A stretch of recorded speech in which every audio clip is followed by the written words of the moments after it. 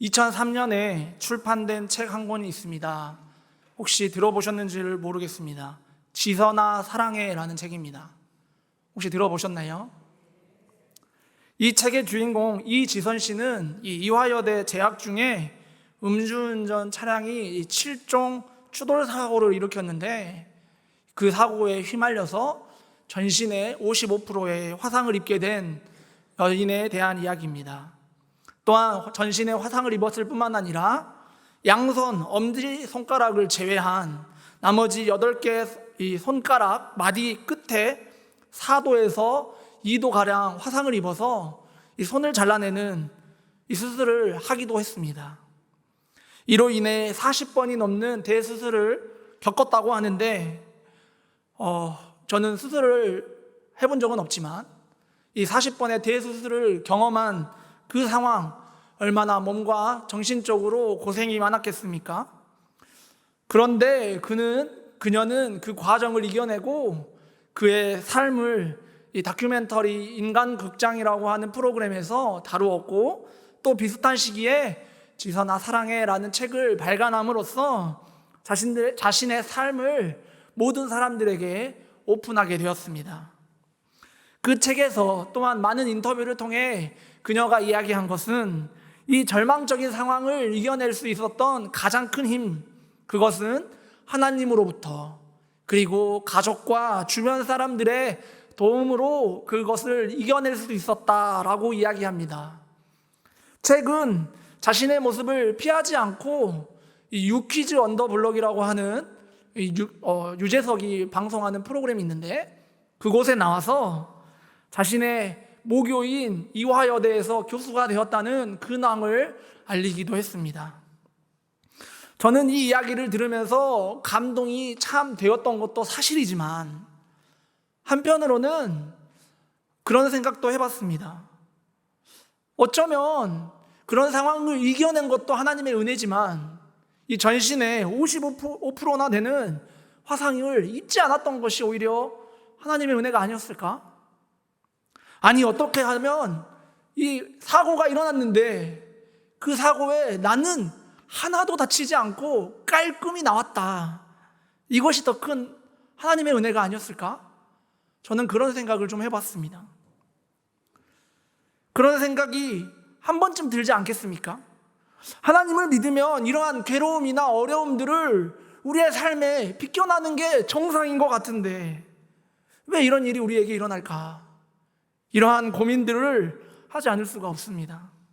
어쩌면 이러한 고민에 대한 이야기를 오늘 바울이 이야기하고 있지 않나 생각합니다. 바울은 이전에 목사님들이 말씀하셨던 것처럼 지금 감옥에 갇혀 있는 상황입니다. 그가 감옥에 갇힌 이유는 복음을 전했기 때문입니다. 그가 어떤 범법을 저질렀거나 로마에 대항해서 사람을 죽였거나 다른 이유가 아닌 하나님을 알렸다, 그 이유 하나였습니다. 하나님을 섬기는데 열심을 다하고 예수 그리스도를 전파하는데 최선을 다했던 그가, 그 결과가 감옥인 것입니다. 자신의 신변을 억압당하고 재판을 통해 무죄를 증명하지 못하면 자신의 목숨을 빼앗기는 그런 상황에 이르게 되었습니다.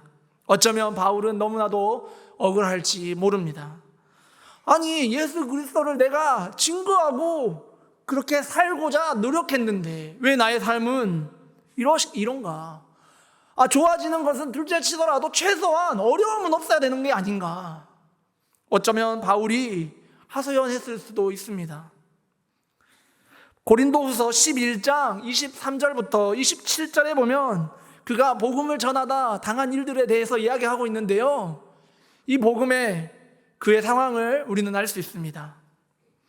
내가 수고를 넘치도록 하고 옥에 갇히기도 더 많이 하고 매도 수없이 맞고 여러 번 죽을 뻔하였으니 유대인들에게 40에 하나 감한 매를 5번 맞았으며 3번 태장으로 맞고 1번 돌로 맞고 3번 파선하는데 일주야를 기품에서 지냈으며 여러 번 여행의 강의 위험과 강도의 위험과 동족의 위험과 이방인의 위험과 신의 위험과 광야의 위험과 바다의 위험과 거짓 형제 중에 위험을 당하고 또 수고하며 애쓰고 여러 번 자지 못하고 줄이며 목마르고 여러 번 굶고 춥고 헐벗었노라.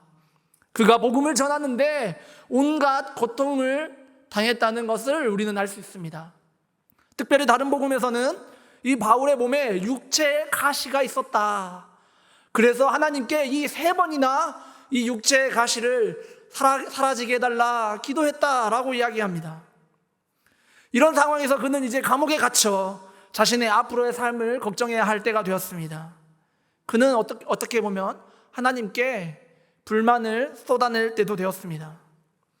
그런데 오늘 본문 19절에서 그는 이렇게 이야기합니다.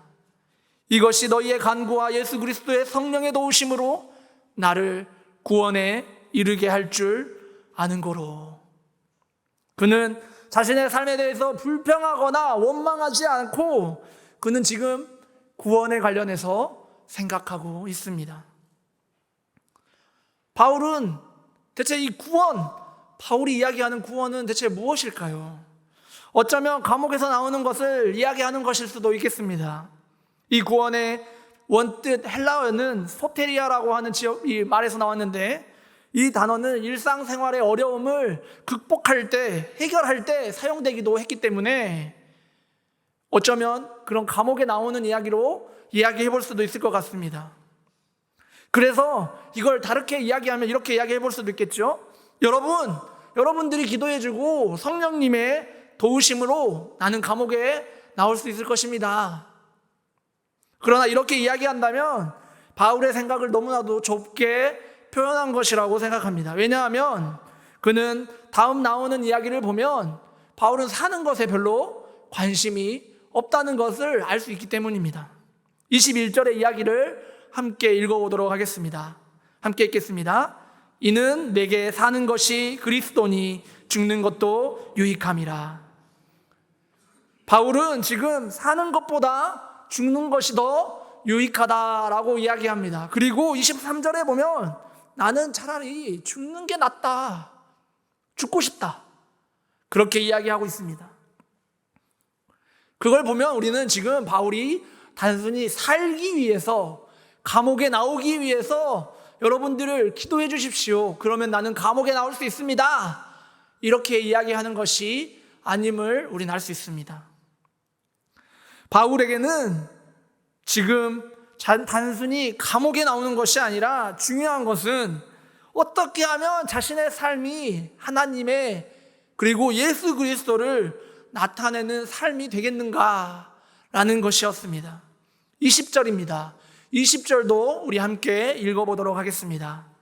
나의 간절한 기대와 소망을 따라 아무 일에든지 부끄러워하지 아니하고 지금도 전과 같이 온전히 담대하여 살든지 죽든지 내 몸에서 그리스도가 존귀하게 되려 하려 하나니. 아멘. 바울은 자신의 삶에서 어떻게 하면 그리스도가 존귀하게 드러나 하나님이 원하시는 삶, 그리고 하나님과 완전한 교제가 드러낼 수 있는지 그것에 집중하고 있었던 것을 우리는 알 수 있습니다. 그가 다시 자유로운 몸이 돼서 복음을 사람들에게 전하게 될런지, 혹은 하나님의 도우심으로 힘입어 죽음으로써 그의 믿음을 확증하게 될런지는 모르나 어느 쪽에든 간에 하나님의 말씀으로 그리스도가 더욱 드러나는 일, 즉 구원에 이르게 되는 일이 하루속히 오기를 기다리고 있는 것을 우리는 알 수 있습니다. 그는 죽음조차도 고난의 결과나 혹은 죄의 결과로서 생각하지 않았습니다. 죽고 나면 하나님께서 나를 죽이심으로 내가 죄의 결과로서 받아들이는 것이 아니라 오히려 그 죽음이 하나님을 드러내는 일이다 라고 생각했던 것입니다. 그래서 자신의 욕심을 위해서는, 자기의 욕망을 위해서는 내가 죽어서 이 땅을 떠나 예수 그리스도와 함께하기를 간절히 바랬던 것입니다. 그가 아직까지 살아서 복음을 전파하고 하나님의 말씀을 전하는 까닭은 이 자신의 욕심 때문이 아니라 하나님이 나를 살리셔서 복음을 전하라 명령하신 사명 때문이요. 또한 아직까지 살아서 복음을 듣지 못하고 복음을 알지 못하는 이들에게 복음을 전파함으로 예수 그리스도가 모든 이들에게 자랑이 되게 하기 위함, 그것 하나만, 예수 그리스도를 위한 삶 하나만 바울은 기대하고 있었던 것입니다. 그렇기에 죽음은 오히려 예수 그리스도를 존귀하게 하는 자신에게는 축복이요, 감옥에 갇혀 고난을 당한 것은 예수 그리스도의 자신의 삶을 드러내는 자랑이 되는 일인 것입니다. 그래서 바울은 사나 죽으나 다 예수의 것이다 라고 이야기하는 것입니다. 그렇다면 앞서 읽은 19절을 우리는 다르게 이해할 수 있을 것 같습니다. 죽음 이후에 지옥이 아닌 천국에 들어가는 것을 이야기한다, 이것보다는 자신을 통하여 그리스도의 자랑이 되고 하나님과의 관계가 더욱 깊어지는 것이 바울에게는 구원인 것입니다. 바울의 삶을 한번 들여다볼까요? 바울은 유대인으로서 하나님을 믿었으나 그 누구보다 열심히 믿었고 그는 예수를 핍박했던 사람입니다. 특별히 예수를 믿는 사람들을 죽이고자 고발했던 사람입니다. 하나님을 믿었으나 하나님을 보내신 이를 믿지 않았어요. 그래서 자신은 하나님을 믿는 이 중에서 그렇게 믿는 것이 참된 믿음이라 생각했던 것입니다. 그래서 자신이 하나님을 열심히 믿었기에 구원에 이를 것이다 라고 믿었던 것이에요. 그런데 예수 그리스도가 어느 날 바울을 찾아왔습니다. 사울아 사울아 왜 나를 핍박하느냐. 자신이 갖고 있던 모든 생각이 그날로부터 깨져 버렸습니다. 그때에 그가 느꼈을 허탈감, 허무함은 말로 할 수 없을 것입니다. 내가 믿었던 나의 모든 것이 이제 틀렸다라는 걸 알았기 때문입니다. 모든 것을 새롭게 시작해야 할 바울은 이제 하나님이 보내신 예수 그리스도를 진정으로 보게 되었고, 그리고 그에게 구원이란, 자신의 삶의 구원이란 예수 그리스도가 이제 나에게 찾아온 것, 그리고 예수 그리스도를 알게 된 것, 예수 그리스도를 알리게 될 것, 예수 그리스도와 함께 사는 것, 이제 이게 바울에게는 자신의 삶의 목표이자 구원이 되었습니다. 그에게 자랑할 것은 오직 예수 그리스도 뿐입니다. 고린도후서 10장 17절에서 바울은 이렇게 고백합니다. 자랑하는 자는 주 안에서 자랑할지니라. 그러므로 그가 사는 이유는 그리스도요, 죽음도 그리스도요, 모든 것이 그리스도요. 그의 삶에는 이제 오직 모든 것이 그리스도만 남게 된 것입니다. 그에게는 고난이 삶을 힘들게 하고 어렵게 만드는 것이 아니라 예수 그리스도와 연합하게 하는 이로운 것입니다. 예수 그리스도와 연결된 바울에게는 그 모든 것이 은혜일 뿐인 것입니다. 출애굽을 했던 이스라엘 백성을 한번 생각해 보십시오. 오늘 목사님께서 오전 설교 때 잠깐 이야기하셨는데요. 출애굽을 한 이스라엘 백성들이 광야에 가게 되었어요. 그런데 사람들은 그 광야를 고난이라고 생각했습니다. 고통, 어려움이라 생각했어요. 그래서 출애굽했던 그 애굽이 좋다, 애굽으로 돌아가자, 그렇게 계속 이야기했습니다. 그런데 광야가 고난입니까? 괴로움입니까? 하나님의 은혜였습니다. 오히려 애굽의 삶이 고난이었고 광야가 은혜였어요. 그런데 이스라엘 백성들은 애굽이 은혜요, 광야가 고난이다 생각했던 것입니다. 우리가 생각했던 이 고난, 사실은 고난이 아니었음에도 불구하고 이스라엘 백성들은 고난이다 생각했던 것입니다. 그렇기에 이 바울의 고백이 우리에게 들려올 때에 어쩌면 우리의 기도의 제목과 우리의 삶에 대비되게 됩니다. 어쩌면 우리의 기도가 고난과는 멀어지기를 바라고 있지 않습니까? 우리의 삶에 긍휼만이 넘치기를 바라고 있지 않습니까? 우리의 삶에 축복이 넘치는 삶, 어쩌면 그 축복이 물질의 축복이 전부인 그 축복을 바라고 있지는 않습니까? 만약 설교자가, 특별히 제가 지금 여러분들에게 가기 전까지 고난 받으십시오, 예수님을 위해 고난 받으십시오 한다면 여러분 그 자리에 예배가 끝나고 기쁨으로 돌아가시겠습니까? 한번 제가 질문 던져보겠습니다. 신앙교회 성도님들, 예수 그리스도를 위해 고난 받으십시오. 아, 싫어요? 네, 싫죠. 설교하고 있는 저조차도 그게 부담입니다. 은혜가 안 돼요. 기쁠 수가 없습니다. 그런데 주님께서는 그것이 기쁨이라고 이야기하고 있습니다. 마태복음 19장에 보면 영생을 얻기 원하는 한 청년이 예수 그리스도를 만납니다. 예수님은 그에게 계명을 지키라 말했고 그는 모든 것을 지켰다 이렇게 이야기합니다. 그때에 예수님께서 이렇게 이야기하시죠. 19장 21절의 말씀입니다. 예수께서 이르시되 내가 온전하고자 할진대 가서 내 소유를 팔아 가난한 자들에게 주라. 그리하면 하늘에서 보화가 내게 있으리라. 그리고 와서 나를 따르라 하시니. 가지고 있는 모든 것을 가난한 자들에게 주고 예수 그리스도를 따르라는 예수 그리스도의 명령에 청년의 반응은 어떠했을까요? 여기 계시는 모든 분들은 아마 알고 계실 것입니다. 예수님을 따랐습니까? 예수님을 따랐나요? 근심하고 예수 그리스도를 떠나갔습니다.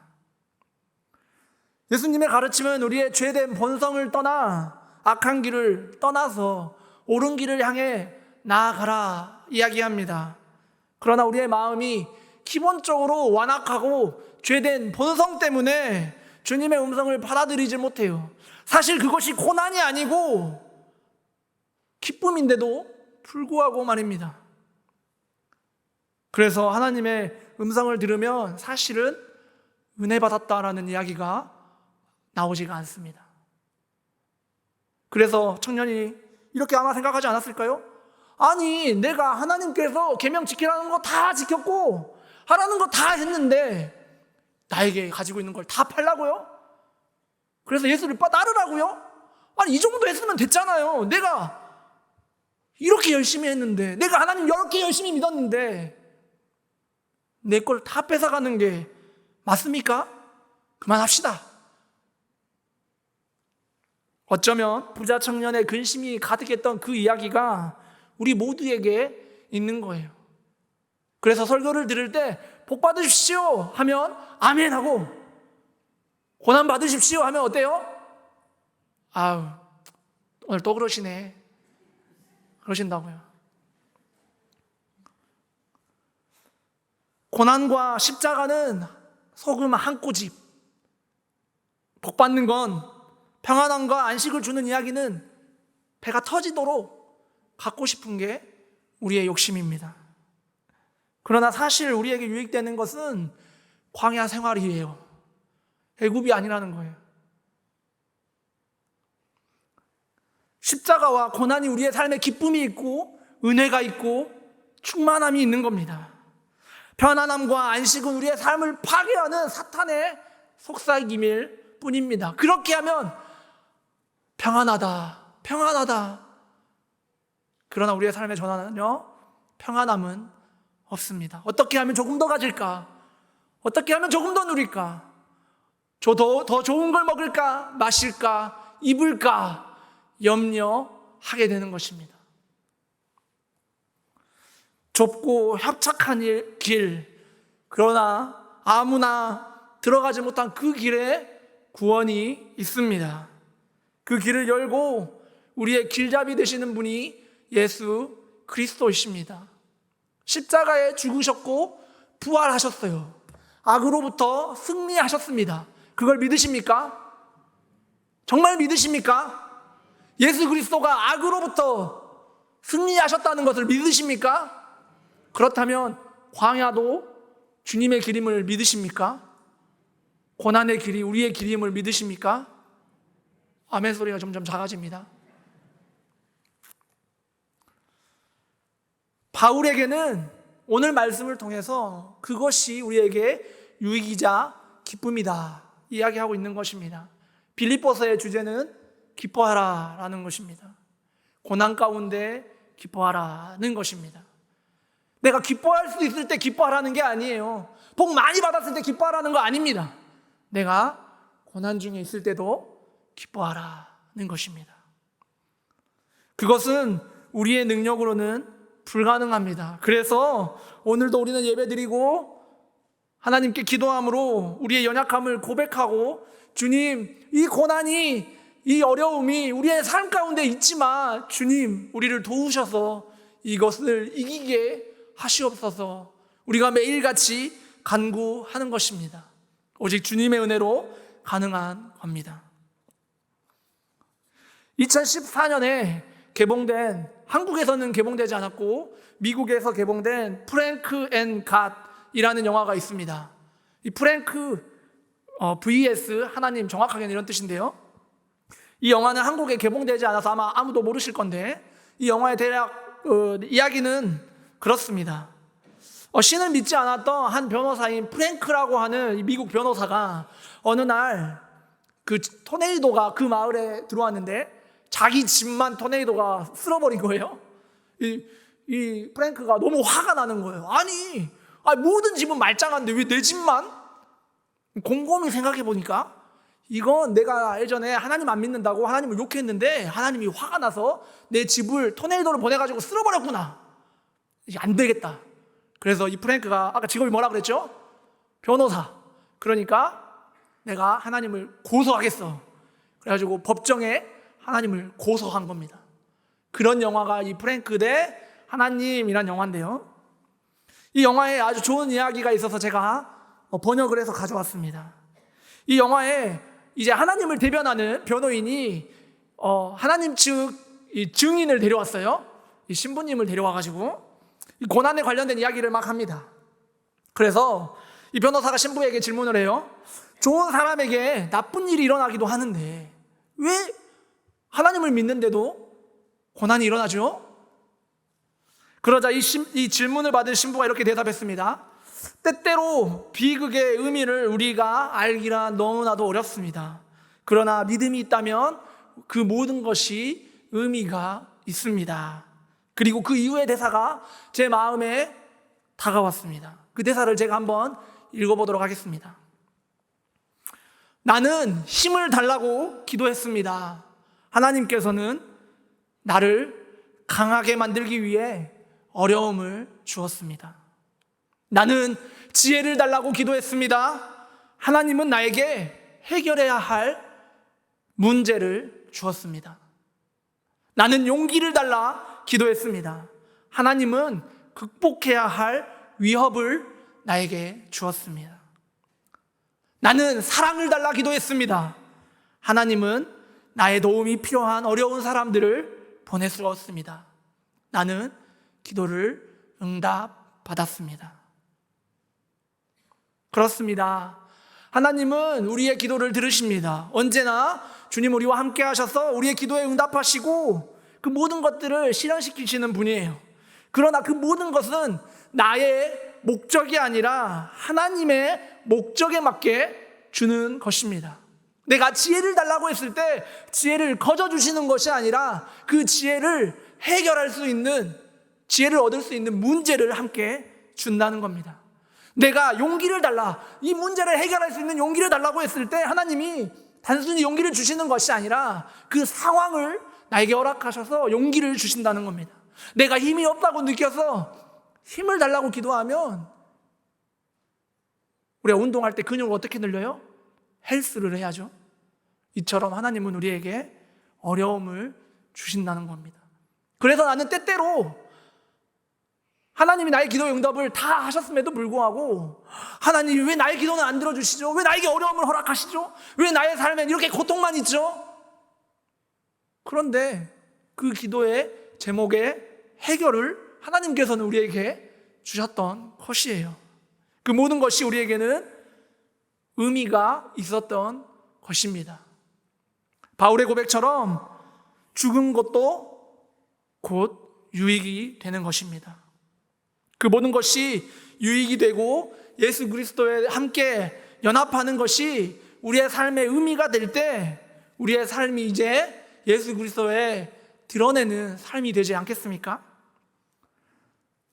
그런데 가끔은 이 고난이 과하다 싶을 때가 있어요. 너무 힘들죠? 그런데 주님은 그 고난에 그냥 두지 않으십니다. 우리가 그 고난을 혼자 겪게 두시지 않는다는 겁니다. 바로 우리를 위해 기도하는 동역자와 우리의 삶의 방향을 인도하시는 성령님이 함께 하십니다. 19절 상반절에 바울은 이렇게 고백합니다. 너희의 간구와 예수 그리스도의 성령의 도우심으로. 나 혼자서 구원을 얻게 되는 것이 아니라 간구가 있었고 또 성령님의 도우심이 있었다라는 것입니다. 이것이 바로 신앙 공동체가 필요한 이유입니다. 사람은 연약해서 아무것도 혼자 할 수 없어요. 그 고난이 너무나도 커서 하나님의 뜻이 받아들여진다 할지라도 온전하게 받아들이기란 쉽지 않기 때문입니다. 그래서 하나님은 하나님을 믿는 공동체를 우리에게 보내주심으로 그 뜻을 확실하게 받아들이고 고난이 있을지라도 그 역경을 이겨낼 수 있게 공동체를 보내주심으로 함께 기도하고 도움을 줄 사람을 보내심으로 그 어려움을 이겨낼 수 있게 하시는 것입니다. 그래서 바울은 로마에게 보낸 편지에 12장 15절에 보면 즐거워하는 자들과 함께 즐거워하고 우는 자들과 함께 울라 말씀합니다. 혼자가 아니라 함께 있다는 것입니다. 우리에게 공동체를 보내주셨습니다. 바로 지금 여기 신안공동체라고 하는 신안교회를 통해서 우리의 삶의 어려움을 극복하게 하신다는 것입니다. 또한 성령님께서 우리를 도우심으로 그 모든 것들을 이겨내게 하실 것입니다. 성령이 없는 교회는 죽은 교회라고 말하죠. 오늘 특별히 성령 강림 주일로서 성령님이 우리에게 오셨다는 것을 다시 한번 기억하게 하십니다. 그리고 그 성령님이 우리에게 이제 예수 그리스도의 참된 뜻과 진리를 보여주십니다. 우리가 고난 가운데 있는 줄 알았던 그 상황이 사실은 고난이 아니었고 예수 그리스도와 함께 연합하고 있는 그런 상황임을 우리에게 보여주실 것입니다. 이제 이야기를 좀 정리해 보려고 합니다. 신앙교회 성도 여러분, 서로에게 힘이 되어 주시길 바랍니다. 옆에 분들을 한번 보시겠습니까? 나의 힘이 되어 주십시오. 이야기해 보겠습니다.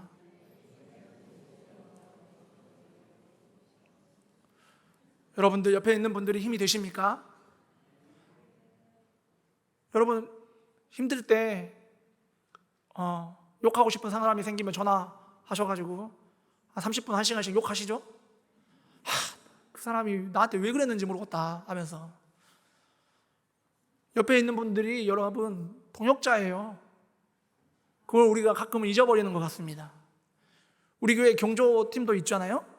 왜 경조팀이 있죠? 그냥 장례를 치르니까 가는 게 아니잖아요. 그 사람의 어려움과 아픔을 함께 공감하기 위해서 있는 것입니다. 우리의 고난을 함께 이겨낼 동역자가 필요해요. 서로에게 힘이 되어주시길 바랍니다. 공동체의 기도와 함께 그 기도 안에 성령님이 함께 하셔서 우리의 삶을 도우시며 그리스도와 연합하게 될 것입니다. 그러므로 우리는 그리스도와 연합한 그리스도의 공동체가 될 것입니다. 기쁨이 없던 곳에 이제 기쁨이 넘치게 될 것입니다. 그래서 심지어 죽음조차도 유익이 될 것입니다. 그리고 우리의 삶의 유일한 자랑은 예수 그리스도이십니다.